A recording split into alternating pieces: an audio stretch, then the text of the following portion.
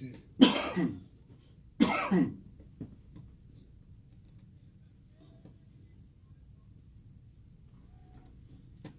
Dance therapy?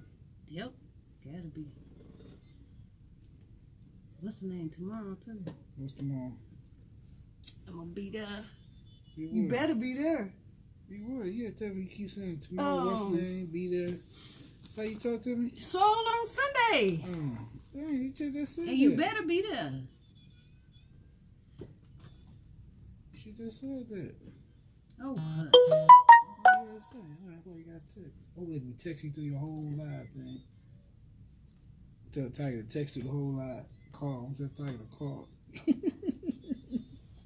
What time is it? Almost time? That's why it's recording and you just talking, running your mouth. What's recording that? Yeah. Facebook? Yep. Wow, running your mouth. And that's overslept. That's Tiger. He coming? He probably is. Ain't no telling. He up the street. Yeah, he moved. I don't know what's up with this thing. Hey, Tiger. Hey. Whatever. I'm not finna mess with this. We gonna be ready. Hopefully that might work. We'll see. She could cut on and see right now. Forget that. They ain't gonna nothing. Which one is it? 3, right? 3, yeah, I think it's 3. Testing.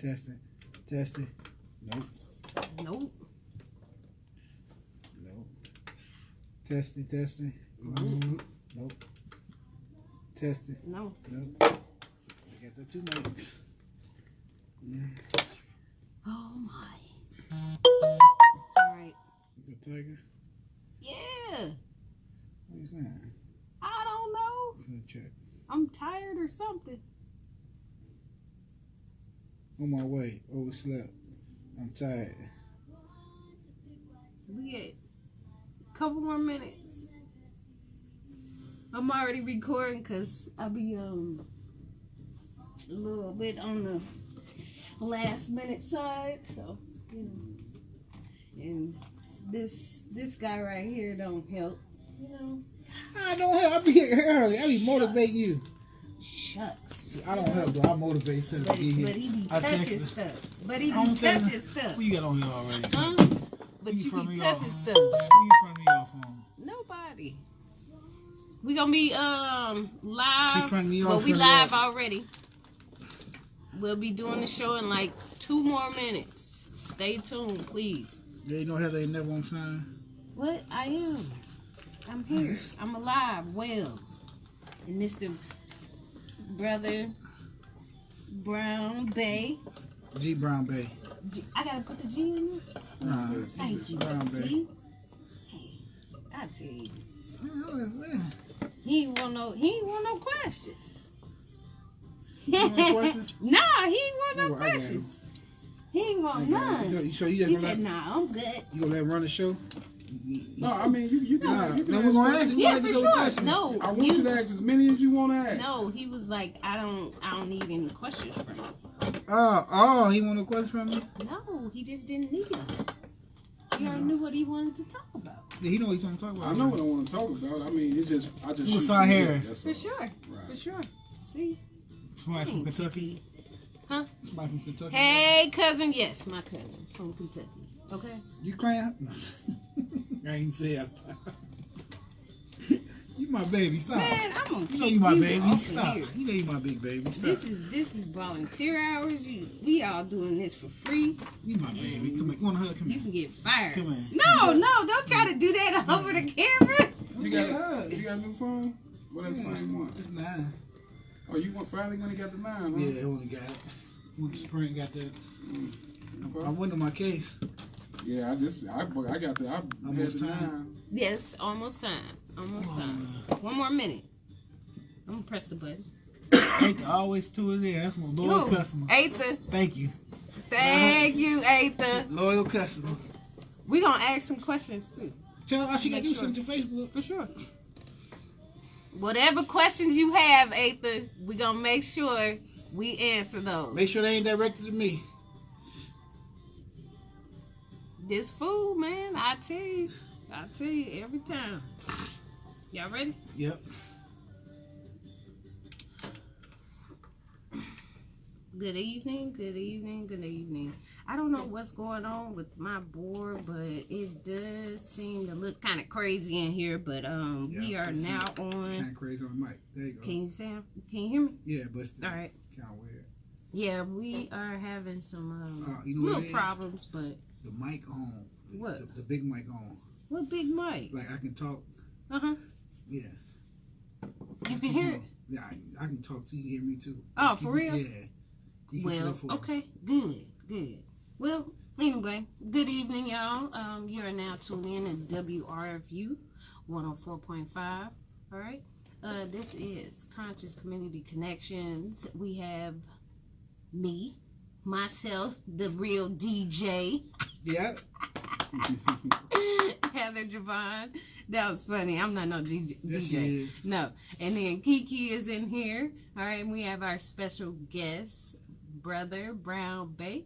All right. And we're waiting on Tiger. You know, we're going to get to him later on. But I need to make sure I tell and speak my disclaimer. All right. This is WRFU, and this is an open forum for Urbana-Champaign and our online community. Views expressed are those of the speakers and are not intended to represent WRFU, UC, IMC, or Urbana Socialist Forum.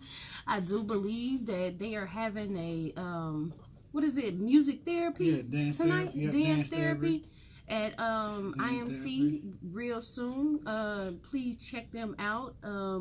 I do believe it is free. I know they're taking donations all the time, but whenever we do leave up out of here, people are, still having fun and enjoying themselves, and they're just dancing the night away, pretty much. Yeah, if you ain't got nothing to do, come down and join. Yes, for sure. They got good music, good house music, all type of music they be playing there. Yep. I know a couple of DJs personally. Yes, I love it. Also, tomorrow, my guy, A+, I'm sorry, I need to say it. Soul on Sunday is tomorrow. They have a year anniversary, I do believe. Okay, and Soul on Sunday is something I was a part of a couple of months back when I tore the house down. She did a great job. If you ain't heard that I poem, did it. Uploaded. She did a great job with love. I did it. So I got another one for y'all, and I will be there. Okay, and I'm gonna let y'all know that it's downtown Champaign at, I think it's Neal Street Blues. I think that's the name. I don't know for sure. All right. So I'm just saying a couple of little shout outs, and if you want me to like say something on the air about your event, please let me know. All right, inbox me, Facebook me, Instagram me, Heather Javon, or Heather Rose, whichever one. I will let you know if I can try to squeeze it in on the airways for you. All right. So, Eric King, yes, I believe we will be talking about some community things and probably some policing and every other, and some shootings as well today. All right. So, stay tuned, you guys, and keep it locked in. We're going to make sure that Mr. Brother Brown-Bey introduce himself. I gotta make sure I say it right, because last time, I kind of cut it off, and I need to make sure I say the whole name. I'm gonna respect you, period. Right, it's okay. My name is Brother G. Brown-Bey. I'm part of the Morris Science Temple of America, Incorporated. I'm a divine minister and an advocate of peace. Amen. All right. We're going to let everybody know that we're basically going to be talking about youth. And we're going to talk about incarceration. And there was one more topic. Nationality. Okay. Before we get started, I said happy birthday to my daughter, Deja. Happy 24th birthday. Enjoy, baby girl. Daddy love you. Happy birthday. And Brother G. Brown-Bey, Islam. And brother, explain to these people what the Moore Science Temple of America about. We know this, but Right. You might not. Right. Understood.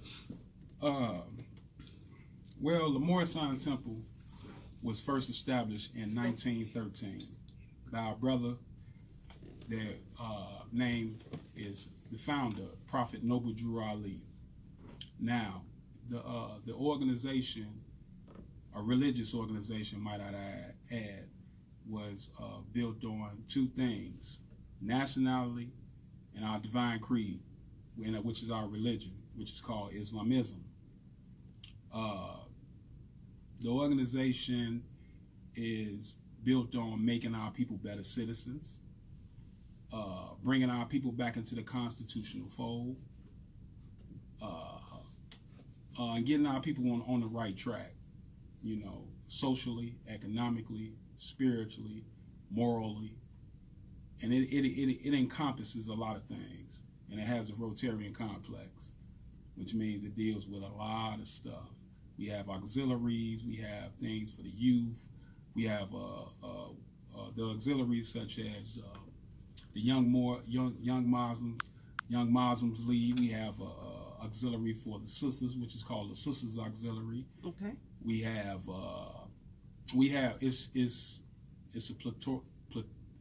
it's a lot of stuff. Okay. Plethora. That was the term I was looking for. The word I was looking for. Yeah. So, yeah, and that's what I'm a part of. I've been a part of it for maybe like 5 or 6 years. I've been informed on more science probably since I was like 17 years old. Okay. Okay. Okay. All right. I don't know. Is there anything else you want to ask Kiki, like, to that extent? Because I'm gonna jump right into it. We need to get towards the youth and the incarceration, because I know we can start talking about some things right there. Explain the mission more in depth of nationality, brother. So for the people that don't know. Okay. Let me first deal with the nationality. Okay. A quick way for me to do this is to give you some context. Mm-hmm. First of all, we have to ask ourselves, what is nationality? According to Black's Law Dictionary, 4th edition, this is what it says: the quality or character which arises from the fact of a person's belonging to a nation or state. Nationality determines the political status of the individual, especially with reference to allegiance. So what are we saying? Here in the Moorish Science Temple of America, we refer to our nationality as being Moorish American. Now, our people cling to the terms of black, Negro, colored, African American, and so forth, etc., and a whole lot of other negative connotations that derive from a people, from slaveholders. Let's just keep it real. Okay. We've accepted it. Now, the importance and the benefit of it is to bring us back within the constitutional fold, meaning that we were somebody before those slave ships came over here. Yes. We had a religion, we had a nationality, and all those things. Yes. Politically, the political aspect of it is that with nationality, I also read the part when it said about political allegiance. Now, during the 1920s, the Moorish Science Temple of America created what they call a voters block, whereas that we was able to push candidates up under our nationality, Moorish American, and through our religious organization, the Moorish Science Temple of America. Back in the 20s, we had businesses. We had everything from the teas and compounds, grocery stores, laundromats. We were really prosperous at that time, and we still are today in certain particular areas. We deal with the youth because we believe that our prophet stated that the problems of life are largely social and economical, and in a profound sense, they are moral and spiritual. Okay. So when we say that we are uplifting fallen humanity, we believe that our people, Asiatics and descendants of Moroccans born here in America, meaning Moorish Americans, we set the precedence as far as civilization is concerned. We're talking about before history. I don't really want to get into too much of that. I really want to focus on these modern days and time. Okay. We have a lot of shootings. We have the youth that don't know who they are, what direction they're going. We got violence. We got lack of education. We got and they so distracted with all these things without truly having some form of value of self. You know, and this is what the Morris Sign Temple of America brings to the table.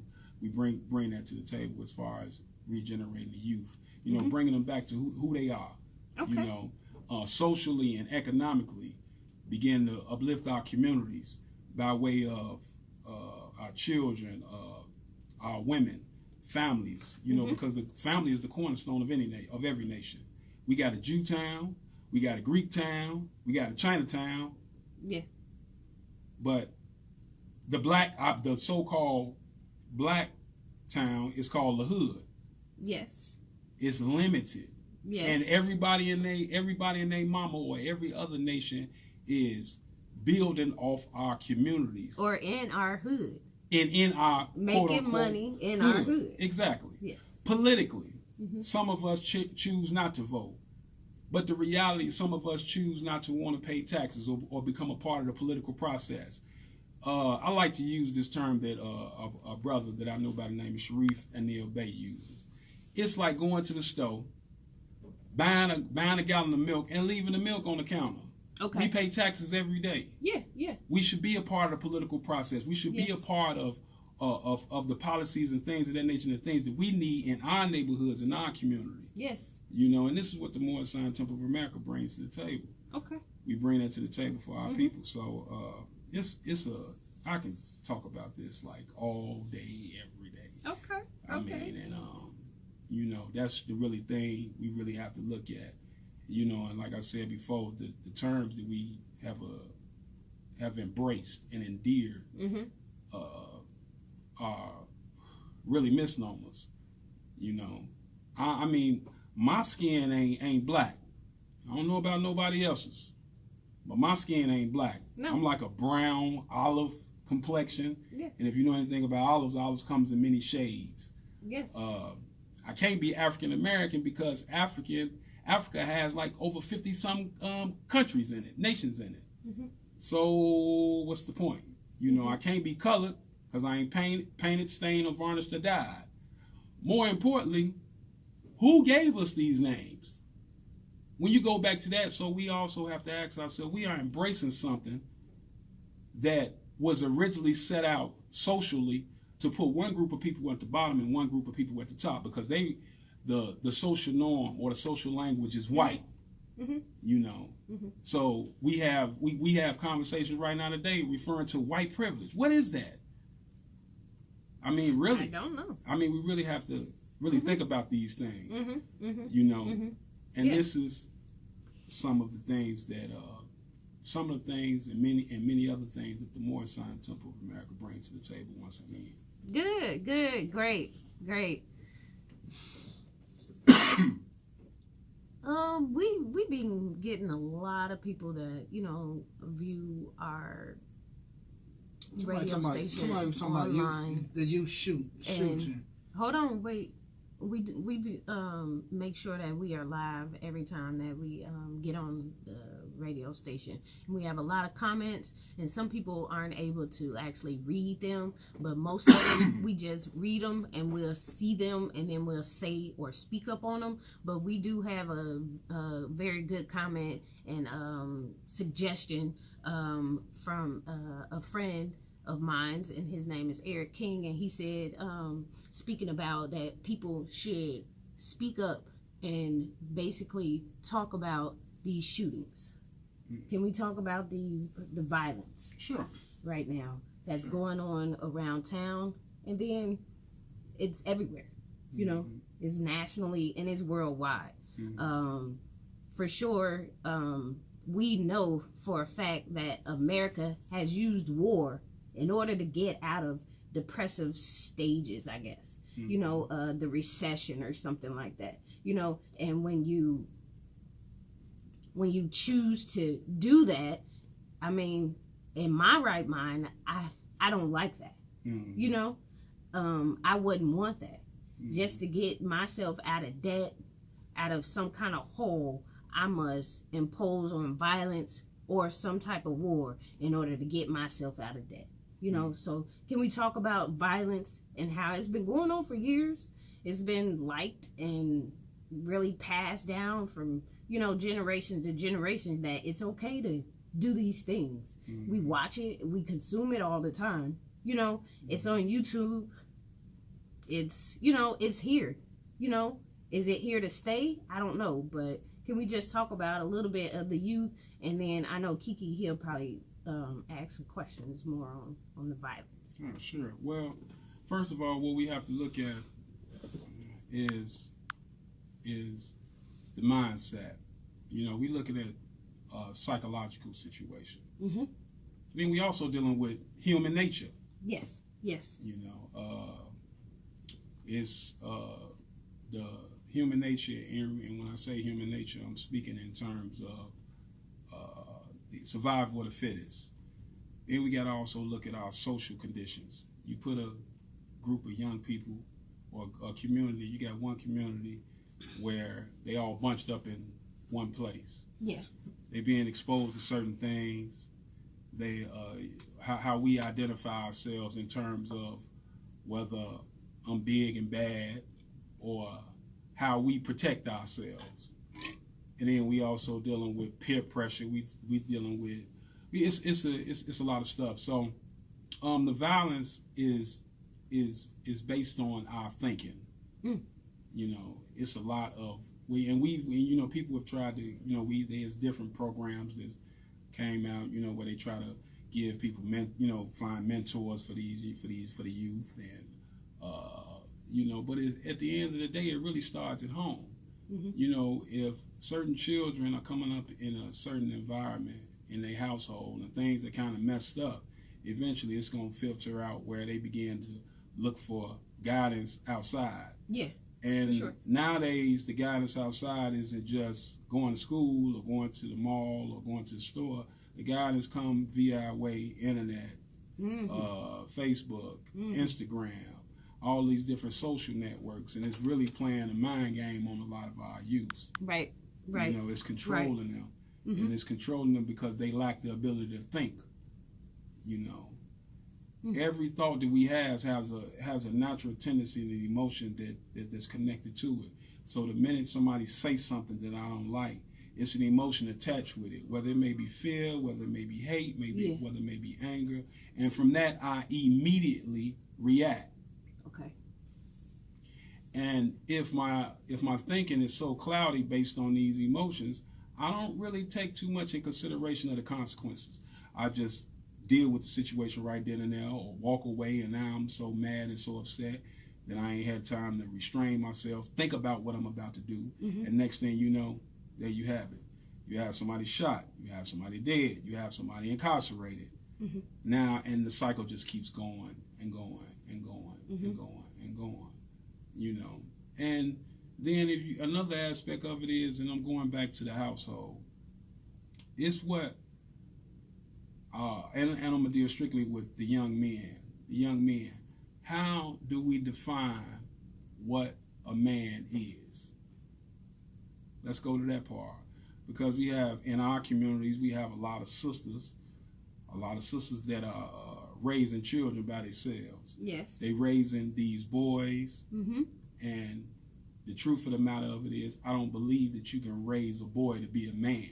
You can only provide them with certain, you can provide them with the love and the intention and so forth, but when it comes to being a man, they end up finding that in the other areas, in other avenues. Like the way that I grew up without my father being around. So what I defined as being a man was based on what I seen on the outside of my home. Right. And that's what I began to adopt as being a man. Right. Unfortunately, the sad part about it, it led me down a lot of paths and a lot of roads that I shouldn't even been in. Right. Let alone to even be able to function properly in a relationship with a woman. And vice versa. So, right. You know. And some of those are,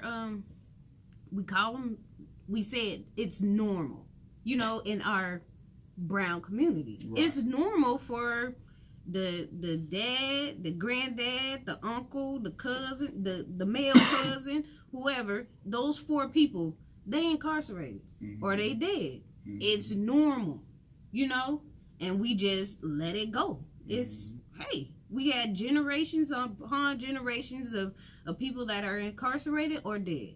And then we got these young boys or young men growing up, you know, without a father, you know, or even though the father might still be alive and he not in the house, right, and he not active, and he's only there every so often. So, you know, it's still some disconnection and some, I guess, trauma. I don't know if you want to put that in technical terms, but I don't know what to say about, you know, with the disconnection or whatever. But it's like you said, the mindset is totally, you know, different in those young men's minds, and they're reverting to the violence. You know, they're seeing it, so they are reacting a certain kind of way, you know. And I remember my son, he kind of like screamed the other day, and I was like, what's wrong with you?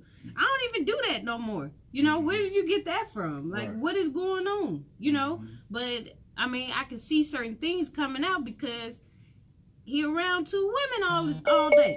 You know, he might not have that much confidence, you know, on the basketball court because, hey, he doesn't see that male figure in his house. You know, he will step to certain things differently than an actual young man that does have his father around on the daily. You know, so I don't know where I was going with that.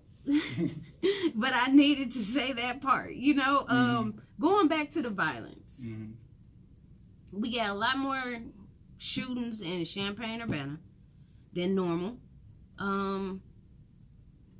and we can say it's the mindset and stuff, but what can we do as far as like as a whole to try to like come together and help curb this, help you know, kind of let this,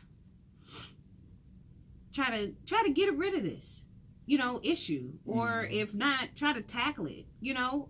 I know there's a lot of programs around town that are for the young men as far as first followers. There's a Boys to Men mentoring group, I think I'm saying it right, I don't know for sure. About that. Doing a good job. I think his name is Wayne. Yeah. He's a part of that, and they're really trying to, you know, step it up. Even as far as Tracy, he has a young group, and it's the Dream House, I think. He has a program, and there's more, you know, programs that are coming that's trying to help, you know, these young men. You know, I think I asked the question in there. I be forgetting. I'm sorry. I think I asked. Basically, she's saying, what can we do to curb the violence with these young men? How can we occupy these young men's minds to curb the violent streets that they got in it? But understand this though, we keep saying young men. You got a lot of old fools out there too. Yeah. That guiding these young men. And to go back earlier, your question about the community. Everybody keeps saying what the kind of community do. We need to come together. Stop saying what the community, what can we do? So that's the main thing. Everybody talking about the community. Ain't you part of the community? So the thing you got to say, what can we do to curb this violence? What you want to do? What the solutions you got? So we can put these solutions together as a thinking tank. Everybody got different solutions and saying this and that, but we don't never come together. Everybody got these separate groups and doing this and that, but we all need to come as a one coalition and try to walk in these communities, go talk to these people firsthand instead of just talking about what can we do. We got to go ask these people, what's the problem? And 19, they just want to talk. We got to go into community. We got to get together and go out there and talk to these youngsters that are doing all these shooting. We got to find a way to get these youngsters somewhere together and talk to them like, man, what's going on, brother? Like we do at First Followers. Like we had a group of youngsters. We had 4 or 5 youngsters start our Go Mad program. We sit there talking to these brothers, man, and you got to talk to these brothers and then not only talk to them, let them talk. Don't talk at them. And so we got to put, as Martin always said, we got to put skin in the game. Stop saying what the community can do, what we can do. We is the community. We are the people that's out there working. You know what I mean? If it take a religion aspect to do it, but you also got to watch you getting that medicine from too. Everybody talking about go to religion. You got to know thyself first. Mm-hmm. You know what I'm saying? So that's what we need to do for the community. We need to go feed the community because we are part of the community. Why are you talking to the mic? No, you're not. You're not You couldn't hear talking me? into the mic. No. Oh, well, Dang. y'all heard me. Golly, Y'all talking heard to the mic. Like I said, we are the community. We need to feed the community. We got, like Marlon said, we got skin in the game, and you got to go out there and see what's on the young man's mind, man. Stop saying what the community can do. What can we do? That's the main question. What can we do? We need to get together and put a think tank together, and man, everybody need to go out there head first, man, and get these youngsters before it's too late. Yeah, I think what you said was basically what my answer to the question is.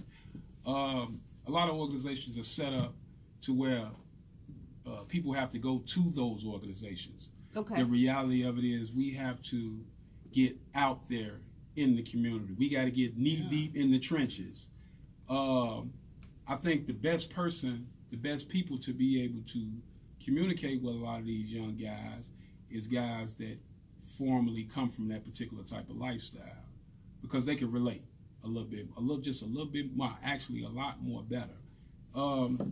It's an action thing. That's a thing where, okay, let's go in these communities where all this violence going on there. It ain't hard for people to figure out where all the chaos be at. Yeah. I mean, the guys holler it all the time. On North End, this over here, King School, this, that, and the other. We know where the communities are, where they at. Yeah. Just got to go to them. Right. Right. And when we go to them, we need to find ways to mediate amongst these situations, this transpiring, whether it be via Facebook or whatever the case may be. Okay. And we can begin to talk to them and try to give them other alternatives. Another aspect of it is providing them with something to do. The basic necessities in life are food, clothing, and shelter. A lot of these young guys really ain't got no business. So if they ain't got no business, they just, it's just a lot of idle time. So if we start thinking about trying to put them to work, you know what I'm saying? Look, come on and hang out with me for the week, for this amount of hours. I'm going to pay you when you get out of school, this, that, and the other, this, that, and the other. Do that. That'll keep them, doing something constructive. Not only that, it's assisting them in being responsible. Yeah. And, just taking a one-on-one personal relationship, not just with just one youth, but all of them, okay. As a whole. Mm-hmm. And it, like I say, it just means, but it actually means stepping out of your household, because we have a lot of parents, and parents do the best that they can do. You got parents working like 8 hours, 10 hours, 12 hours, and then when they get home, they tired. They gotta cook, they gotta clean, they gotta, so they don't, and then they might get not just 2, they might have 3 or 4 children. They might got like 5 or 6 of them running around there. Oh, yeah. And they have to attend to each and every one of their needs. So, the old saying says it takes a village to, raise everybody. Whereas the lady down the street can be able to have some input. The guy up the street, the mailman that's coming up the street can, initiate some form of input. It's community as a whole. Each and everybody. It's not. I don't think it's limited to one particular group or this particular gender or this particular organization. I think it takes everybody collectively to get in the community, to get right at the root of the problem. Mm-hmm. We know where they at. We know what's going on. We know. I mean, you can go up to the Blue Star right now, and you probably got maybe 9, 10 people hanging out right now. Yeah. Just chopping it up. Right. Why not go there? Yeah. What, we too good for that? Really? Right. You know what I mean? These are things that we really have to sit back and think about. These are things that not just really so much think about, just some things that we have to just actually move on. Mm-hmm. So. And the Blue Star is pretty much almost a little bit up the street from the church. You can't. So and now once again. Go ahead. And this is not to say anything about whatever church is this located right there. But see, that's what I mean, everybody. Yeah. If it's a Christian church right there, if it's a mosque, a synagogue, or whatever, boys and girls, them people should be coming up out of there and going directly to where all this stuff is going on at, to where these children at, to provide some form of something, to get them, to pull them, to try to get their attention. because their attention are being occupied by a whole lot of extra nonsense. Yeah, for sure. So if the religion has its place. However, the thing about it, if not properly used, because the intention is really to bring people back in their spiritual awareness, it guides your moral compass. You know, people say all the time, "Oh, I know the difference between right and wrong," but we don't always make the right decisions. Right. I don't care how you try to pull it. So at some point, you need some form of a system, a spiritual system. Okay.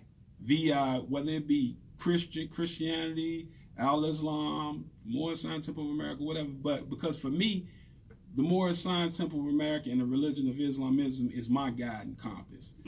It assists me. And the beautiful thing about it is that it's universal, meaning that you don't have to be a Moorish American for me to utilize this particular spiritual system to give you some form of guidance. You don't have to go strictly according to what we follow. I'm just gonna give you basic principles that everybody should be able to use on an everyday, from a moral aspect, to be able to guide you and get you whatever you need. Me personally, I do a lot of studying, so I can speak to a Christian from a Christian's perspective. I can use the Bible because I'm familiar with that. I can talk to a Muslim and talk to him from that from his or her particular book. I could talk to a so-called black nationalist from his perspective. I mean, and that's the thing. We have to learn how to be able to speak the language of the youth, speak the language of the community, be able to connect with people and without infringing or imposing on whatever particular system or belief system or philosophy or ideology that they possess. So. Okay. All right. Thank you. I just want to remind you guys, you are now tuned in to Conscious Community Connections. This is WRFU 4.5 FM. All right. I just wanted to read my disclaimer. This is WRFU, and this is an open forum for Urbana Champaign and our online community. Views expressed are those of the speakers and are not intended to represent WRFU, UC, IMC, or Urbana Socialist Forum. We are in the studio right now. This is Heather Javon, and we got Kiki in the building. We waiting on Tyre to come through. And we have Brother Brown-Bey, and we were just talking about the violence in our community. And like I said, if anything is going on, because we're having shootings every other day, and I just read something the other day that there was a shooting just on Friday, I think. I think it was in Down. And somebody got injured. But, most of the time, a lot of people don't want to report, certain things that is going on in their house or whatever it may be. But sometimes we just need to speak up and talk about what's going on. It's not okay for these youth to, be carrying guns and being around illegal things. It's a setup to just fail automatically. And we already should know the system itself, because it's been plain as day, like what's been going on for the past, I don't know how many years, where guns are involved, drugs are involved. Most likely it's a black person. That's what it is.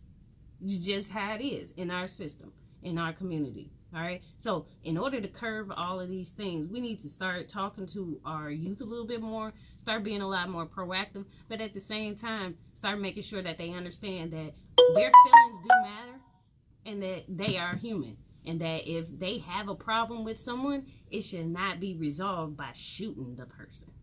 Okay? That's what a person does, is they talk about their feelings. You feel me? It's not normal for our brown community to talk to a therapist. We used to say, or I've heard it, we'll just stick to it. Don't tell nobody our secrets or whatever it may be. We just need to at least try to get that out of there. Get that out of our so-called family household that we can't or don't need any type of therapy. We might need some therapy. We might need to talk to somebody. Because sometimes I know if I can't get a hold of Kiki and can't get through to Kiki, I might need to talk to a therapist to tell him to shut up and sit down or something, But we are stubborn in our own ways, but we know and learn from a lot of different things outside of our home. And if we see a lot of fighting, shooting, killing, and basically we present it in America that it's okay for violence to be in the home, outside of the home, and you might not have a consequence right now, but maybe you'll have it later on. I don't know what it is, but we need to be aware of what's going on in our community at all times. Okay? The reason why we're talking about these things is because it is crippling us to the point where we ain't got nothing to do besides violence, besides smoking, besides drinking, besides the same old stuff that they said that we needed to do for the longest. You know? Well, there's other things to do. Another thing, a good question somebody asked earlier too about policing the community. How often do we stop when we see a group of young brothers out on the corner that's supposed to be in school and ask them why they're not in school? Instead of riding by, especially if you know them. Oh, that's such son. You ride by, oh, you know I see your son on the corner. So what's wrong with you stopping and asking that person's son why you not in school? So we keep throwing it off. We keep trying to throw it off on somebody else to do it. You got to take the initiative and do it. How often do you start, like you said, go to the Blue Star and talk to the people? That's how you start policing the community. You got to go out there. Okay, you go to the Blue Star. You got, hey, what y'all brother out doing, man? Y'all know y'all ain't got no business out here, man. Y'all want to walk and talk. You need something to eat, man? I got a couple dollars. I ain't got much. I got some. You know, that's what we need to start doing. What I do when I see some young brothers out there in my neighborhood, you know, hey, man, look, let me holler at you, man. So that's it. Everybody will tell them to pull their pants up, like the brother said on the show one time. Give him a belt. You know what I'm saying? So that's how you police our community. We gotta start talking to our community. When we see the brothers out there on them corners that you know they ain't got no business being on them corners, or that look like they, you know, out there smoking blunts and look like they finna go do something. Hey, what y'all up to, man? We talk to y'all. What y'all doing today, man? What's on y'all mind? Ain't nothing wrong with that. You know, we police our community through us. Instead, when the Europeans get out there and start shooting them, now everybody want to stand up. But when you see them, everybody talking about free Mac, free Jay. No, talk to Jay so Jay won't go to jail. See what's on Jay's mind so Jay won't go to jail. Or get killed. You know what I mean? We all got a day, man. We got born and we gonna die. But how we choose to lead this earth is up to us. And so we got to get out there and talk to them people, man. Instead of when you get on there, man, everybody wearing these T-shirts and all this and then don't wear a T-shirt. You could have saved your money before then when you saw him out there, you know what he's doing. Don't support him. Oh, he got, okay, it's true, man. Don't get me lying, 'cause I was out on the streets, man. You got to feed your family. You know, man, we got that method to get how you get it. But at the same time, you know, you've been there and done that, or you ain't been in that situation, you go out there and talk to them people, man. Like, man, you know, it's a different option, man. Okay, you got a fella, man. Such them doing this, such them doing that. Instead of everybody always talking about what somebody else can do. We got to take the initiative and do it ourselves. Stop talking about what somebody else can do. Our community, we got to take the initiative and do it ourselves. Point blank. If you see somebody out there, man, out of line, man, stop, move this and that. While the shooting going on, cause you know, you think about it, you can stop the majority of them because you see it before it even happens. If you out there on the streets riding around, most of them. So you know probably what I mean? Get out there and want just talk or to them, need man. somebody to step up. You know, and say it. You know, because we all are human and we can get our impulses. What's your take on police you know? in the community, Brother Brown? I agree, and I think another aspect of it is that I think that should be taken into consideration is these schools. It's a lot of stuff going on inside these schools that, unfortunately, that the administration at these schools, whether it be dean, principal, teachers, are not effective in handling properly. You have one group, you know, one group of students that may want to learn or may really want to be in the class, but they can't really function because you got another group of children that's, you know, off the chain, as they say, and you know, which kind of deters them from even coming in and even get an education. So how does, you know, the administration at these schools deal with them as well? You know, whether it be the dean, the principal, or so forth and so forth. I think that's an important part as well. Going back to what you were saying about police in the community, you're right. That's basically what it boils down to. It boils down to everybody taking part. Everybody. nobody is limited to not taking part, you know. And it basically, like I said, it definitely does start with us. You know, I'm included, we all included. Yeah. Because it ain't just the fact that we having this violence. Look at the incarceration rate. Every time I turn on my phone or I look on the news, somebody arrested for something. And these young guys, a lot of young guys, young people. And the political officials ain't looking at it like, okay, well, we need to find alternative programs. All they thinking is lock them up, so they can be able to sustain their political position that they got. I mean, they not they don't live in our community. They don't have to deal with it. Yeah. They doing a job. Right. And the job means in order for me to elevate, I got to make sure I put more pressure on crime. When the reality of it is, it's still not addressing the real thing, and the real thing is the thinking pattern of these young men. Right. Right. It's the thinking pattern. Okay. I'm not one to sit up here and say that, we shouldn't have institutions or whatever the case may be to a degree, But then here you got a guy that probably may have caught his first dope case, and the first thing you do, instead of trying to effectively try to appropriate the situation, you offer him probation, knowing that that's all he got is some probation. And now, after he get this probation, now he finna go back out, finish doing what he was doing, and then he gonna catch another case, and next thing you know, they're gonna be talking about 15, 20 years. When we haven't really even addressed it the first time when he got caught and he was getting on probation.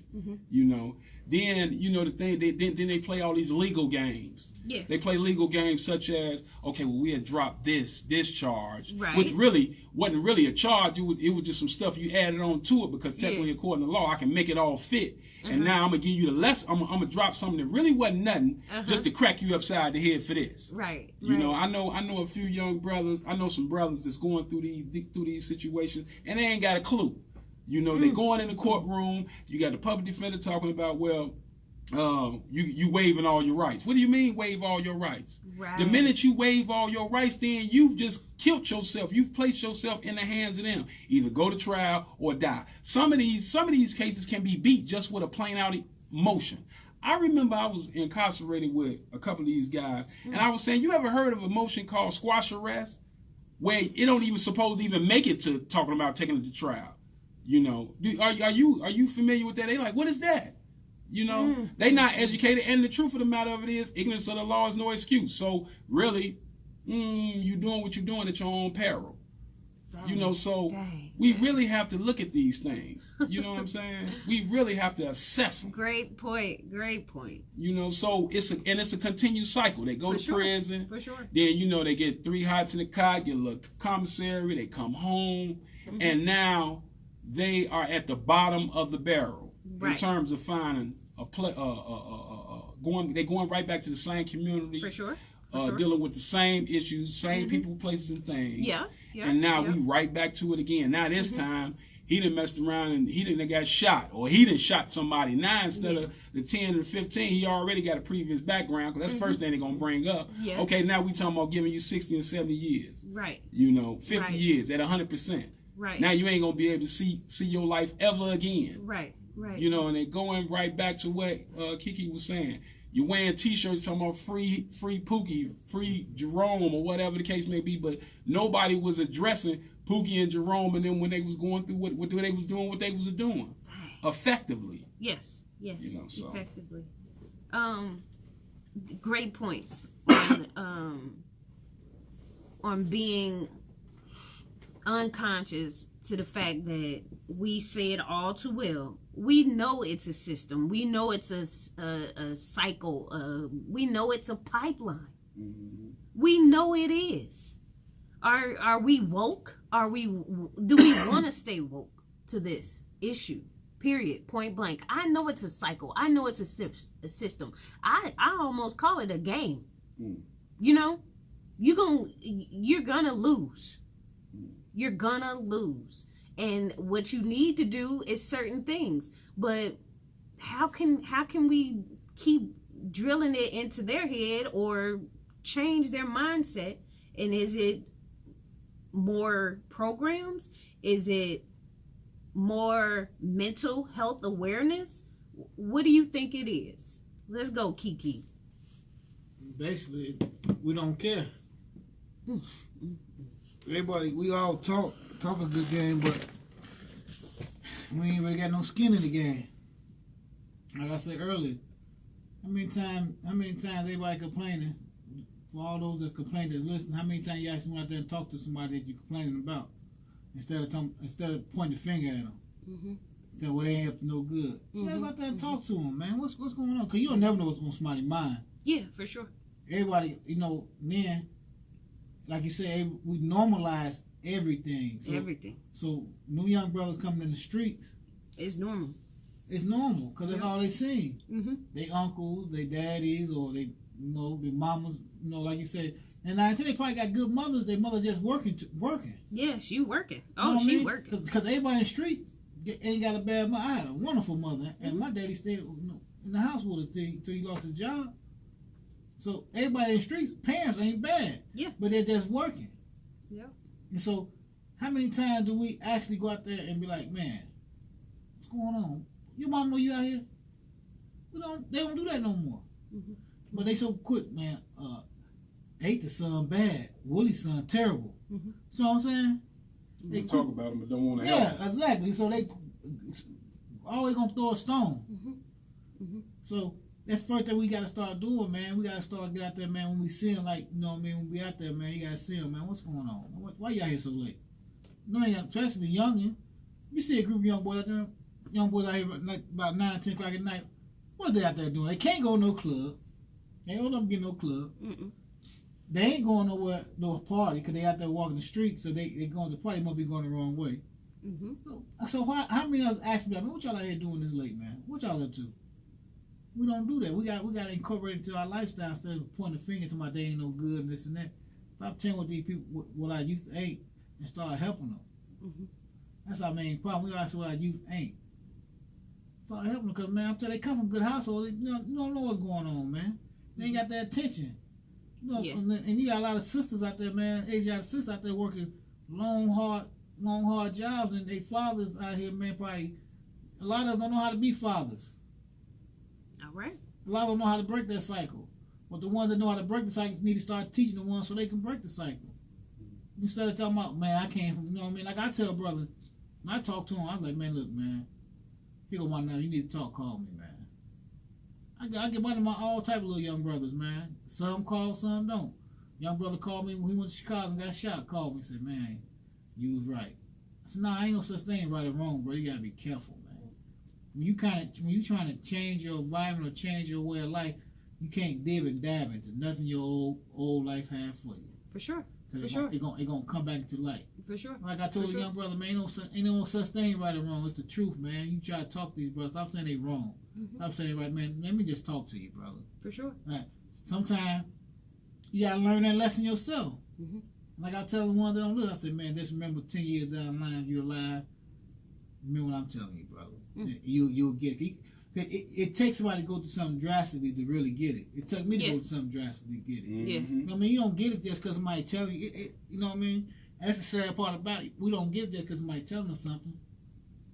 We all been told something. So I got a question. Were we conditioned? Were we programmed to be that way? You get what I'm saying? Were we programmed to be this way? Are these young men coming up in school feeling insubordinate, feeling less than, and then once they start, doing certain things in school, you got that foul on you. You got everything sticking with you up until 8th grade, and then you wilding out in class. By the time 9th grade come around, you like, hey, so what? Whatever, I don't care. I'm doing whatever I want to. Now I got a pistol. Now I can do whatever I feel like it. I ain't got to put my hands on nobody. I just shoot them. You know what I'm saying? I got my pack. I got my girlfriend. You know what I'm saying? I feel good. My daddy ain't around. I'm just painting a picture. You know what I'm saying? Though? It ain't we programmed to be that way. We programmed not to listen to people that look like us. I think. That's what I think. I think it's a lot. It's a various amount of things. All right. It's all not right. just all one right. thing. Oh, It's not just one thing. I don't. Okay. Think. I think, it could be genetics. Okay. You know, we get so many chromosomes from the mama, so many chromosomes from the daddy, and certain Okay. particular traits come up out of us For sure. based on how how we put together. Okay. That's one. Another aspect of it is what's going on inside your household. Okay. That's another aspect of it. What are you more prone to gravitate towards?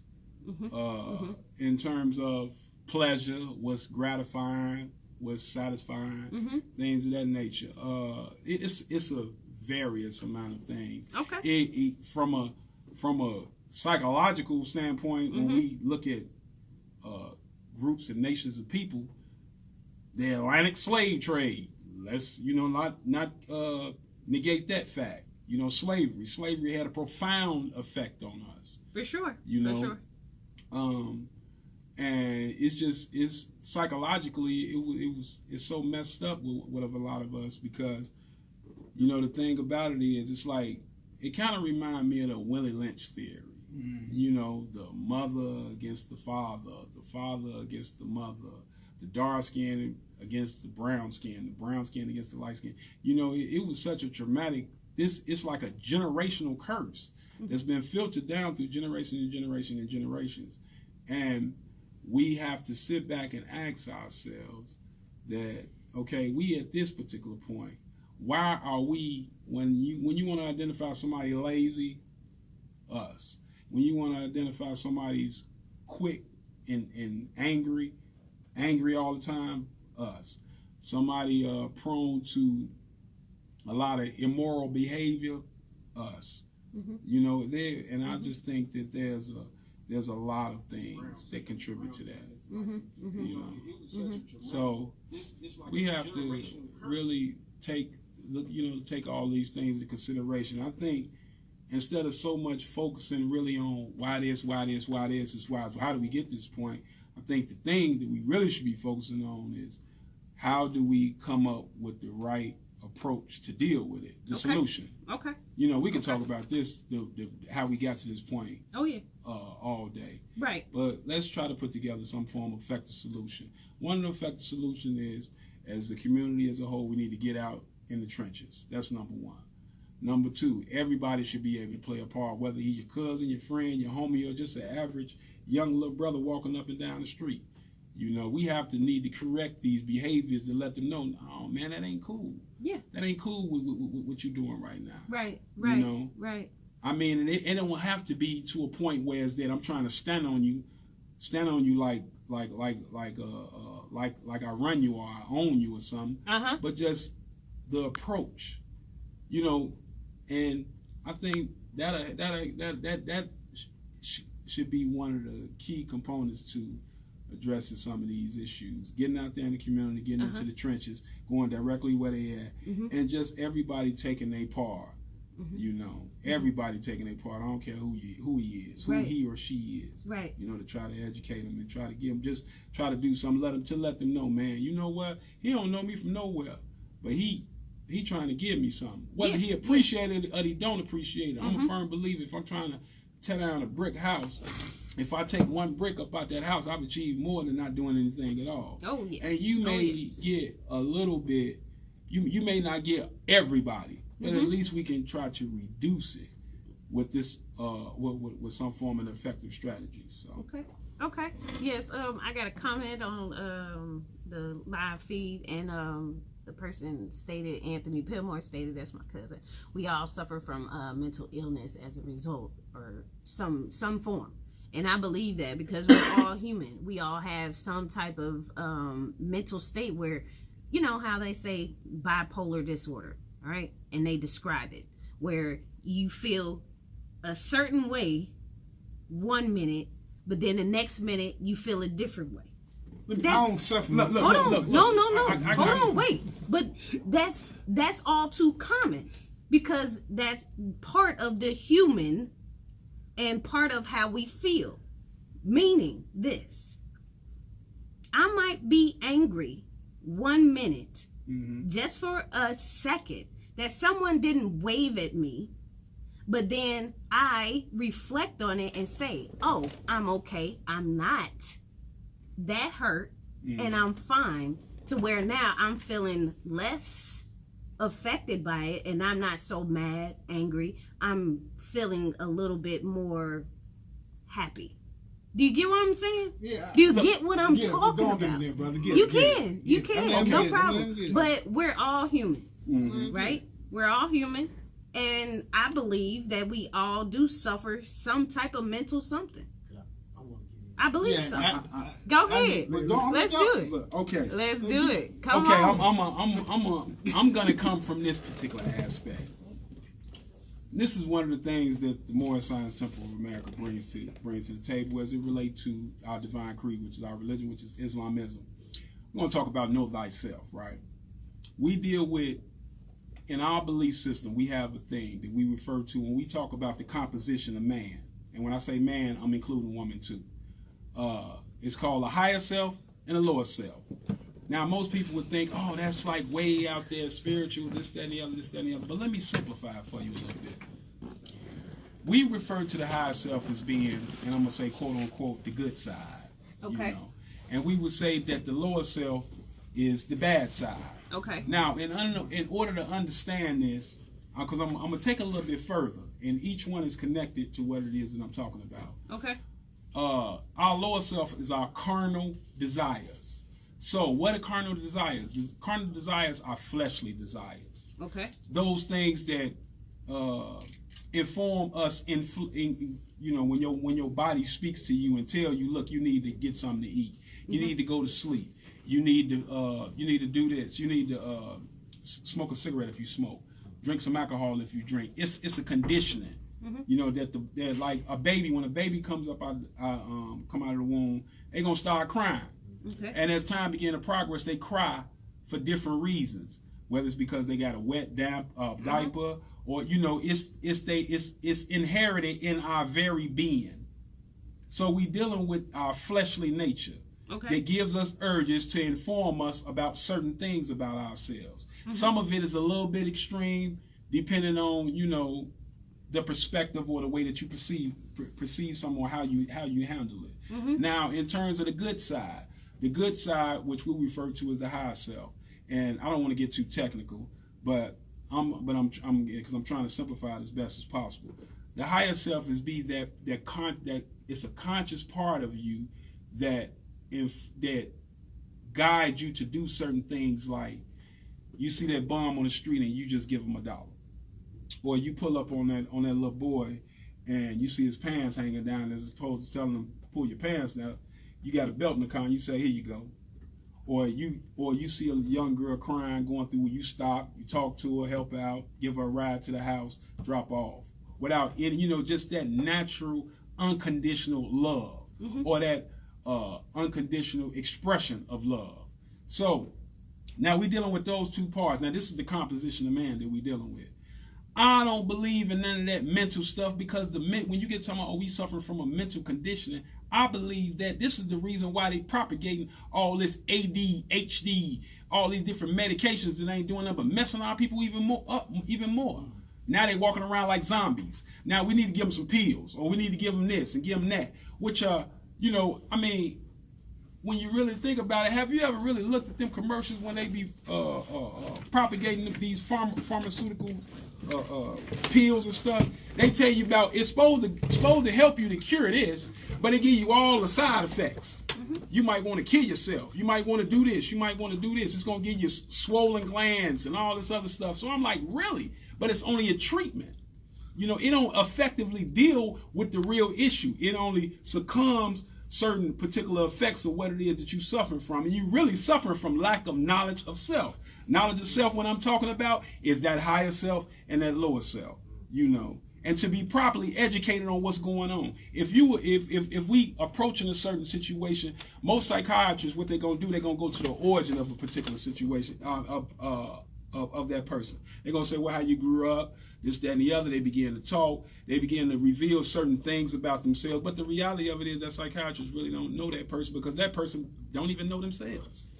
You know, and then when they leave, they only there for maybe an hour. They pay them $200, $300, $400, $500, $600, $700 an hour just to talk just for a little bit. Now they going back out there, and either they're not gonna subscribe some form of something that'll help them. Like me, I meditate, I pray. You know, there's certain things that I do to focus strictly on my temple. You know, to tap in certain particular aspects of myself, tap into that higher nature. Because sometimes I know my lower self can speak higher than my higher self, you know, depending on what the situation is. So, you know, they're prescribing some medication or something like that, and now they're getting this medication that costs an arm and a leg or whatever, or you're getting it off Medicaid or whatever the case may be, some insurance company, and instead you can't afford the real good stuff, so they're gonna give you the generic version, and either way you got all these crazy side effects, and it still hasn't dealt with the problem. So the first thing we have to acknowledge is knowledge of self, but it has to be introduced in such a way where a person want to get to where you can drive a person in for them to be able to look at these things, to really analyze, to ask yourself questions such as, who am I? What am I composite of? What are my habits? I mean, people don't like looking in the mirror to themselves. You know what I'm saying? When you ask yourself these really deep questions about, why am I so impulsive? Why do I always get angry when this transpires? This, that, you know, and so forth and so forth. When you begin to understand that, the more you understand yourself, the more you begin to understand. It makes it easier, and it makes it easier for you to understand somebody else, and it makes you have some form of empathy and understanding. Because if I'm understanding myself to a certain degree, and I can kind of understand where this person's coming from, then I can maybe just be able to provide he or she some form of a tool to be able to get them to start looking at certain things about themselves too. And with that, I say peace. All right. Thank you so much. Come on, Tiger. No, tell them to break that down. Break what down? Touch with that. Explain that, how to get in touch with that. They need to hear that. Oh, well. They need to hear that. How to go into that. That's how to get in touch with what? He said their self. They don't know how. They go into that. Please go into that. Okay. See, you know, my thing of it is this. What helps me is Islamism. I'm a part of the Moorish Science Temple of America. Our book is called The Holy Quran of the Moorish Science Temple of America. You can have your Bible. You can have your you know, but some people are kind of, especially our people nowadays are looking at religion like it's a mind controlling thing, and it ain't really got nothing. It's not really a mind controlling thing. I think what it is that religion, when improperly used by somebody, can take somebody somewhere else. You know, if they, you know, and you know, you hear stuff like, oh, the pastor said that God spoke to him and this, that, and the other. And I can't deny when God speaks to somebody, but God can speak to you too, homie. You see what I'm saying? Mm-hmm. But it's a matter of tapping into it. Now, with us, you know, that's what I was speaking upon about the Moorish Science. That's what we deal with. We deal with the study of self. You know, it's spiritual, but it's spiritual, it's psychological. I mean, for me, man, I can tap into stuff, so, you know, tap into it. My wife sometimes says, she say I'm really, you know, people say I'm really good at reading people. But it's not really me reading people, it's me studying myself. You know what I'm saying? The more I study myself, the more it's easy for me to understand other people. Whether, you know, I mean, I'm able to be like, okay, you know, look at the habits, the traits, so forth, so forth. This is what I do. I love doing that. You know, more importantly with myself, but I really like to sit back and analyze people. I like to put you up under a microscope and check you out and see what's going on. You know, not for my own selfish advantage, but to see if I can help the person. You know, so that's where my approach to study of self comes from. Okay, no problem. Anything you want to say, Mr. Tiger? Because he been missing in action. Don't let me put the spotlight on you. Y'all getting into it. Go ahead. Huh? I like it. Okay. Well, we were just talking about mental health and like mental illness stuff. But I have a little question, you know. But you are now tuned in to Conscious Community Connections 104.5 WRFU. All right. I just want to read my little disclaimer. WRFU is an open forum for champagne in our online community. Views expressed are those of the speakers and are not intended to represent WRFU, UC, IMC, or Urbana Socialist Forum. We're talking about mental health, mental illness, that type of thing, because due to the fact that a lot of people are using a lot more trauma in their wording in order to get more funding or whatever it may be. They're using a lot more mental illness, mental health awareness, in which also, I should say, we are all human and we go through certain emotions. You know, we regulate them differently. Some are aware of themselves more than others. You know, some suffer some type of depression, bipolar, whatever it may be inside their head. You know, but in order to address these things, we need to be self-aware. We need to know who we are. We need to do that, you know, and it starts at home. Oh, yeah, yeah. You know, some people don't start at home. Some people search and seek for it in religion. Some people search and seek for it at school. Some people search and seek for it by doing maybe like a DNA test and trying to figure out where their family members came from or something, you know. But knowing yourself really takes some time, because I talk about myself sometimes and I don't like to, but I was lost for 27 years due to the fact that I defined myself by what I was going through every single day, and that was depression. I was suffering from depression, in which I made depression me. I made that who I am to this day, and it really touched me. And then I had to think about it, and I had to change who I was. I had to dig down deep and figure out who Heather really was and what Heather was trying to become. You know, I didn't want to suffer anymore. I didn't want to cry anymore. I didn't want to feel like I was just in so much pain, you know. When we talk about mental health, a lot of people don't want to go to the root. All right, I think I quoted this the other day. The truth is uncomfortable. So by knowing yourself, you feel uncomfortable. You don't want to touch those feelings. You want to stay away from those things that cause you pain. In all actuality, if you sit in it just for a little while, you might just find some relief on the other side. You might just, you know. So I had to really face my truth. I had to really say, like, hey, Heather, your mom passed when you were 7. It's 27 years later. Why are you still crying?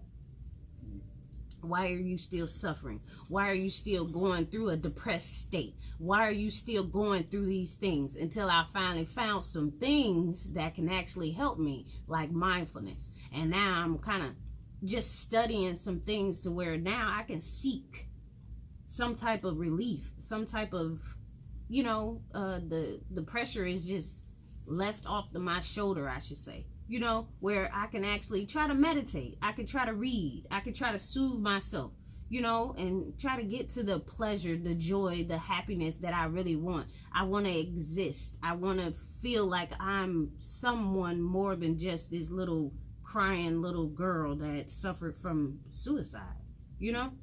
So I do tell my business only little parts at a time, but at the same time, I'm still knowing myself. I'm still trying to find out who I am.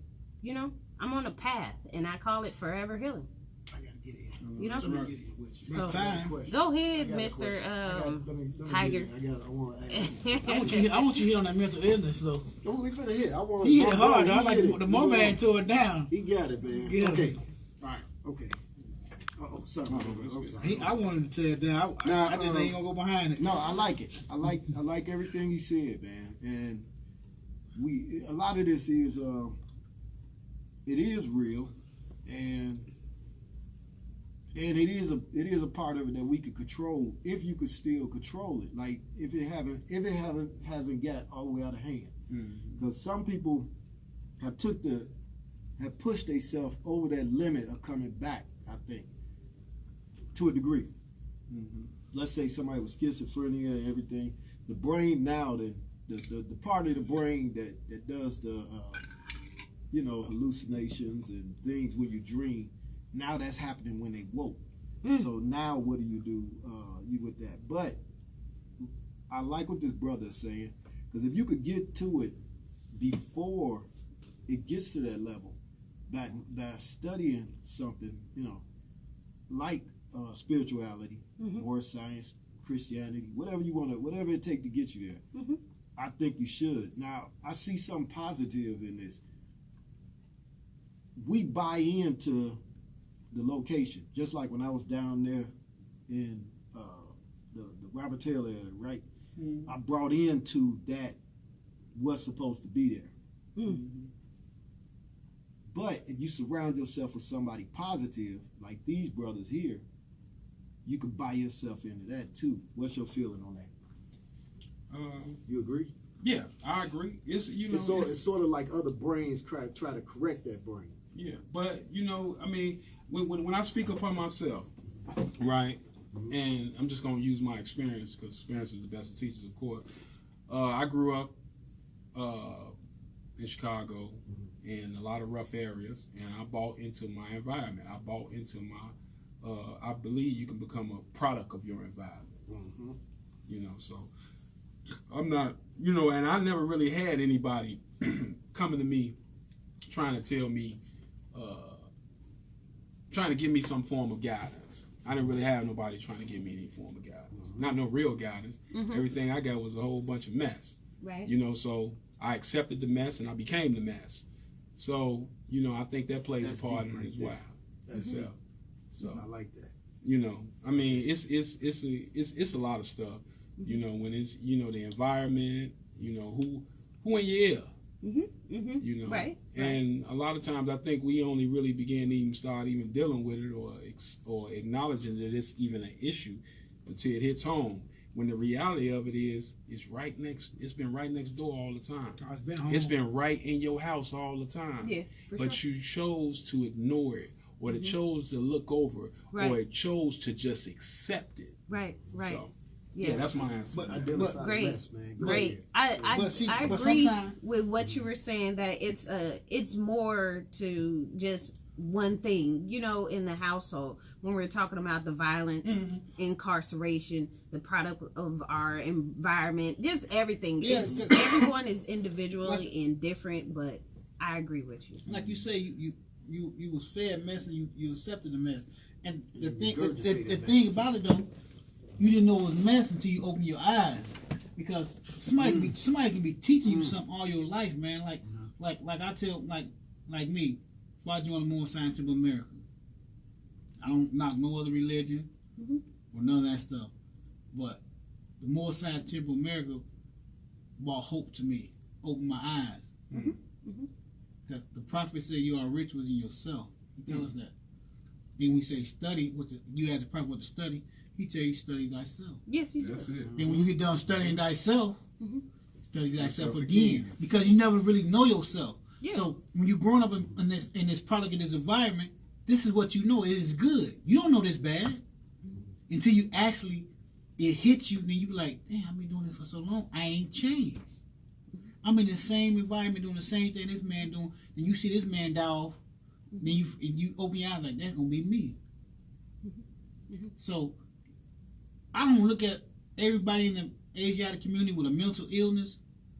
It's only a mental illness when somebody like us try to talk to each other, because we don't listen to each other. That's the same thing. Like me changing to the More Scientific America, I ran a lot of people away from me because I was trying to drill it into them, this and that. So then, but I learned, dealing with my children and my family, I learned, no, I just gotta walk the walk and let them see what I'm doing. Like now, my daughter, she accepts certain things. She like, I understand what you're saying now, Daddy. So I'm saying, I don't try to, well, you gotta do this and do that. No, I live my life a certain code now. I don't do the old thing that you used to be doing. So we have to open our eyes, because you can be taught, you can be fed so much like you can be blindfolded, fed some stuff. Like I don't eat this. Like a prime example, I used to do this. My kids said they don't eat onions and bell pepper. I used to grind them up and put it in my food and I cook for them. But they don't eat it though. You don't know what you eat. So what I'm saying, so somebody can feed you something and you was like, I don't eat that because it's nasty, but you're eating all along. That's the righteousness part of your life. Mm-hmm. You know what I'm saying? They got to deal with the mess. Man, listen, man, that ain't no good, man. But you don't see that, though. Man, don't be out there in that corner selling no cocaine. You don't say because you making money. Mm-hmm. You end up getting shot a couple times, locked up a couple times. Now you get time to open your eyes. Like, damn, it is a different way to do this. Mm-hmm. That's all. I don't look at it as a mental illness. Now, don't get me wrong. It is schizophrenia, bipolar and stuff. It is. Yeah. But I don't think us as a whole, as our community as a whole, we don't have no mental illness. It's just the things that we've been embedded with for so long that some of us scared, like the older generation scared to say they was wrong. Because by you saying you was wrong, now you saying your mother taught you wrong. Their grandmother taught you wrong. So now that's the faults of what the Europeans and that Willie Lynch letter instilled in us. Because believe it or not, man, you can read that Willie Lynch letter, man, and you look back at your life unconscious with an unconscious mind. Like I was doing that. Because we justify women. You know what I'm saying? We degrade them in our own little way. Like if a woman have more than one man, she's an H. Yeah, oh yeah, most definitely. But if we all do this and that, we're a player. But at the same time, you cheat on your woman,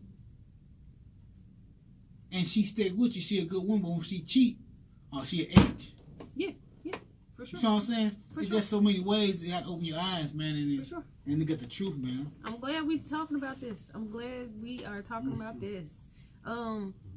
With mental health and mental disease, I study a lot of different things when I was doing my undergraduate degree, and it just came into my light of what I should be doing and who I should be helping, because I suffered with depression, anxiety, all of these things for so long that I wanted to know who I was. So I just started studying it. And I started making and writing these papers on trauma, on mental health, and trying to at least get some type of strategy that we can possibly use in our community to try to curb these things in our head mentally.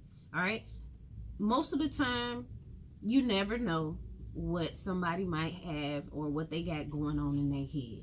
But most of the time, did you say it was the lower self? Lower self. The lower self has more power than that higher self.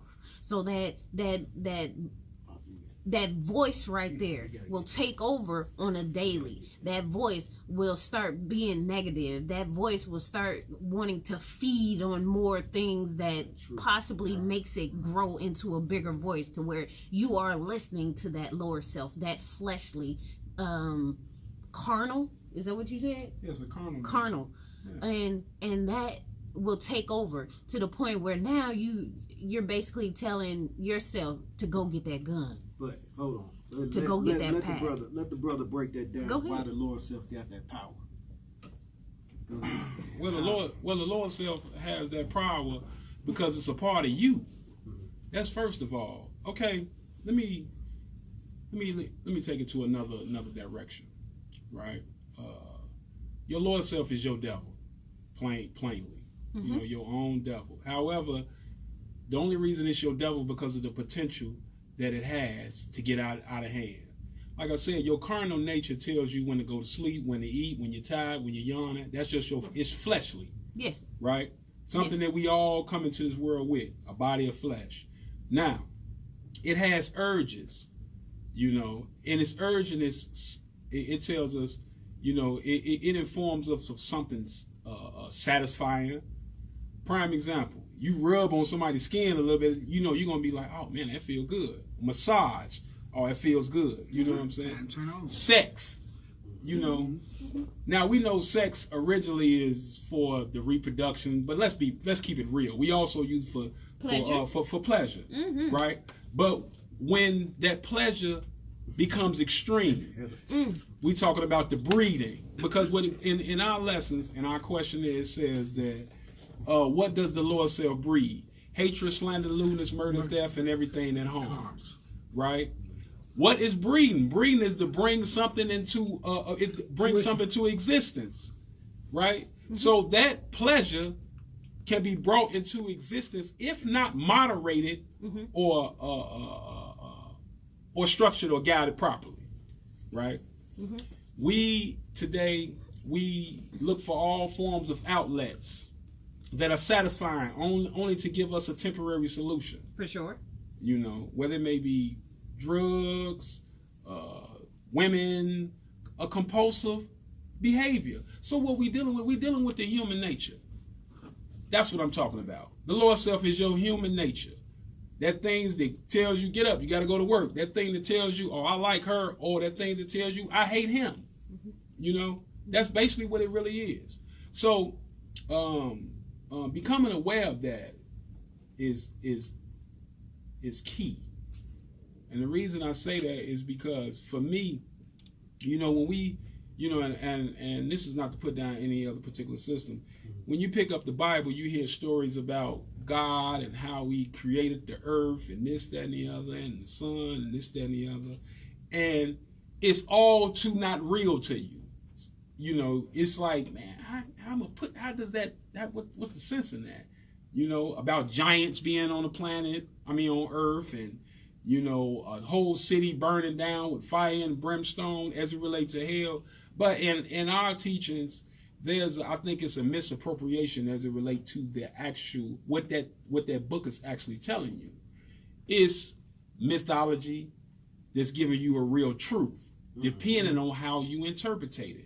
If somebody feed me something about a red dude sliding down the chimney, you know, and I actually believe some red European dude sliding down the chimney to bring me some presents, eventually I'm going to be like, hold on, you know, until the reality come around like, man, that's been mama and them working their butt off doing this all the time.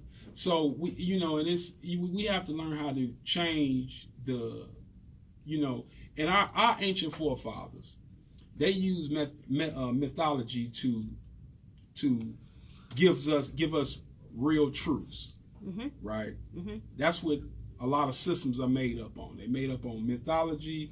They made up from the mythology aspect to transfer to a real moral truth to give you a particular type of moral compass and a guideline. So, you know, you like, okay, well, why you don't eat pork? You know, or why you don't do, you know, we add all these certain restrictions because of the culture, you know. So, you know, when, you know, in moral science, what we do, like I said, we deal with the spiritual and we deal with the physical aspect. Now, when I say the spiritual, I ain't talking about nothing spooky, you know, no woo and nothing like that. I'm talking about something that you can tangibly touch and bear witness to because it's happening all the time. You know, it's right around you, it's right, you know, and it's so hard for people to acknowledge, you know, or just even come to the term. The first thing you got to do is, as our prophet said, have courage enough for the truth.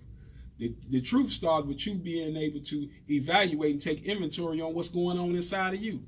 You know, you got the NA and AA, and the first thing they tell you is take inventory, right? They telling you to look at yourself, to check out what's going on within you. In the Moorish Science Temple of America, as the brother just eloquently just illustrated, it's in one of the chapters, chapter 3, in Elihu's lesson. It says, if I ask you what to study, Study self. Study self. And once you have well studied self, and you ask me what to study next, study self. Again. It's a lifelong journey to studying self. And that's the thing about consciousness. I think a lot of times they take consciousness and they throw it all over the place because it's not put in its proper context. When we say consciousness, and you hear from our particular community, we talking about, you know, our history, the way we dress, and this, that, and the other. But consciousness in its original form is awareness. You know, and then they got this thing that's going on now, like, you know, don't go back to sleep. How you gonna go to, if you already woke, you woke. You know what I'm saying? If you truly woke, you only gonna go back to sleep unless you revert back to the same thing that you was doing before. You know, so we have to, I think the term conscious is loosely, you know, it's loosely used, you know, depending on what community you in. My interpretation of consciousness is to become more aware of who you are. You know, your whole biological makeup. In essence, what makes you tick, what makes you click, what motivates you, and what doesn't. I agree. I'm all for it. I am reading more of the mindfulness book, and I'm doing this for like an 8 weeks type of course, and I believe that doing some meditation and actually reflecting on yourself and being more present in the moment, you're able to be more aware of who you are, what you are, and what's going on inside and outside. Okay, we need to be more aware of what's going on, period, point blank. And some of the people out here that are shooting, still robbing, still selling drugs, still thinking that all of these things are okay, they don't know really who they are, because we aren't drug dealers, we aren't killers. All right, we are not the ones that they say we are.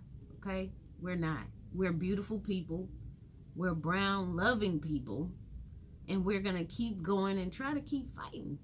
All right, some people give up real early, real soon, but I'm still in the fight. I'm still here, I'm still treading, I'm still going through certain things, but I know who I am deep down inside. I'm a helper.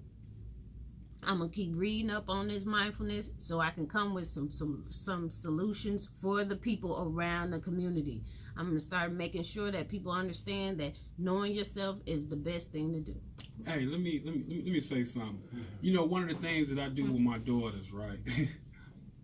You know, this is what I do with all the children, actually. You know, I ask them questions. The prophet said, if I can get you to think, I can get you to say it yourself, right? Mm-hmm. And I know my daughter, well, one of my daughters is like 10 years old, right? And she'll come to me and she'll say whatever, you know, 9 times out of 10 is some garbage. She don't even really get even understanding of. She just, oh, I want this, I want this, I want this. And I ask the children questions like, why do you want that? Because I want it. No, it's got to be more to it than that. Because what I get them to do is, what I get my daughters to do, I provoke them to look at what it is that's compelling them to want what they want. Yeah, because they don't even really understand right. the aspect of desire. Right. Because on the surface, it looks like, okay, yeah, I want that, but let's think about this. After you get it, what you going to do with it? Is it going to make you happy? Because after a certain particular period of time, you ain't even going to care about that no more. Mm-hmm. Mm-hmm. But right now, you have to have it. Mm-hmm. Mm-hmm. So what I instill in my children is for them to think, the ability to think, and you do that just by asking regular questions. Mm-hmm. You know, if we was to walk up one of these young men that's out here and they got their pants hanging down, just ask like, why you wear your pants hanging down? 9 times out of 10, if they really sat back to think about it, it'll sound crazy, even trying to explain it. Mm-hmm. Oh, because it's cool. Okay, it's cool for who? Mm-hmm. And why? You know, you just keep asking these questions. I mean, I'm 9 times out of 10 before you can get to the second or third question, they know if they really sit back and think about it, they're going to come to the conclusion that what I'm doing is stupid. Mm-hmm. And it don't have no real relevancy or importance to it. Mm-hmm. So that's what I like to do. I like to play the lawyer or the prosecutor. For sure. You know, simply by getting you to think. Yeah. All I'm doing is I'm bringing something to the table. I mean, you telling me you want this or you like this. But some people don't even want to think. Well, and that's true. They're shut down after the second question. Right, and that's okay. That's okay. But that just let me know you already. That let me know that you're not willing to even start thinking or even start acknowledging what's going on with you. Mm-hmm. And it's no different than somebody that just don't want to talk. How do you deal with people like that? Sometimes, you know, you gotta with people like that, you gotta let experience be the best of teachers. Okay. Because see, you ain't gonna be able to talk to everybody. Everybody ain't gonna sit there and listen to you. They gonna look at you and be like, look, I'm really not trying to hear that. Okay, well, I'm gonna allow life to teach you. Because eventually, it shows I'm sitting here, life gonna teach you. Yeah, for sure. It's gonna crack you upside the head a couple of times for you to realize, look, I need to go on and make some changes and adjustments. For sure. For sure. Yes. That's how you deal with that. Thank you. Oh my goodness, thank you so much for this hour and 30 minutes. Man, all right, quick too. It does. I don't know if we need to push to the 2 hours or not, but I think one and a half is pretty good. I thank you guys for tuning in to Conscious Community Connections. This is 104.5 WRFU. All right, we are almost to the 1:30 mark. 7:30 mark, and I just wanted to just say thank you, Kiki, for showing up. Thank you, Tiger, for coming through. Shots fired. And thank you for Hey, tell him be Brown-Bey careful out there, man. That's for snow, bringing man. his knowledge and speaking it and speaking the truth over the airwaves. All right. When we came together, we just wanted to like be more aware in our brown community of what's going on. We want to talk about it, speak about it, get people on a level that, hey, it's okay to speak whatever you want on this air. All right, it's okay. All right, I want to just give thanks to the viewers. We're gonna be doing like a little survey on trying to figure out who's tuning in every Saturday real soon. I need some motivation. I need some positive something to sign off with. Somebody. Kiki, Come on, Kiki. You get on my nerves. Always remember, truth and falsehood is strangely mixed. What you got, Tiger? Man, stay out the snow. Stay out the snow. Yeah. Ain't no snow gonna stop no show now. All right. Snow Anything stopping else me, you want to man. say, Brother Brown-Bey? Anything else? Motivation for the It's week real, coming real up? simple. Love Love is the savior of the world. That's what everybody looking for. At the end of the day, that's what they looking for, some love. But what type of love? Say love. Unconditional. Yourself. Unconditional. All Not right. to love Heather. No, unconditional. When I say unconditional, I mean, whether No. it's for you, or just, it ain't got to have no strings attached. That's what's up. So, All right, y'all. So I do believe that dance therapy is going on right now at the IMC building, 202 South Broadway in Urbana. I will be at the Soul on Sunday tomorrow. It starts at 6, I think. 6 or 7, I don't know. But I will be performing my new and great poem. So I will be there, and that's at the Neal Street Blues. Is that what it's called? I think. Yes. So I will be there. Come check me out. All right. See y'all later. That's next week. You gonna be doing Tomorrow. It's tomorrow. I will be there tomorrow. See y'all later, man. Love y'all. I gotta get this big. Thanks for tuning in. Man, what time?